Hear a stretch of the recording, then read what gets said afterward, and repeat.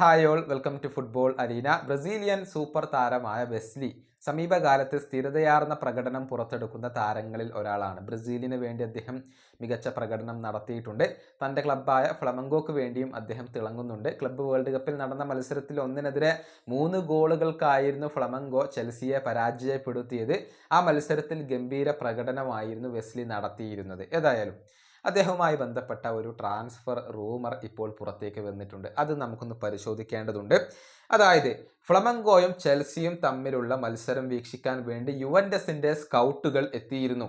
അതായത് വെസ്ലിയെ വീക്ഷിക്കാൻ വേണ്ടിയായിരുന്നു യുവന്റസിന്റെ സ്കൗട്ടുകൾ പ്രധാനമായും ഈ മത്സരത്തിന് വേണ്ടി എത്തിയിരുന്നത്. മത്സരത്തിൽ മികച്ച പ്രകടനമാണ് വെസ്ലി നടത്തിയിട്ടുള്ളത്. അതുകൊണ്ട് തന്നെ യുവന്റസിന് ഈ താരത്തെ സ്വന്തമാക്കാൻ താല്പര്യമുണ്ട്. 25 മില്യൺ യൂറോയിൽ നിന്നും തുടങ്ങാനാണ് ഫ്ലമംഗോ ഇപ്പോൾ ഉദ്ദേശിക്കുന്നത്. അതായത് ആസ്കിംഗ് പ്രൈസ് ആയിക്കൊണ്ട് 25 മില്യൺ യൂറോയാണ് അവർ കണ്ടുവച്ചിട്ടുള്ളത്.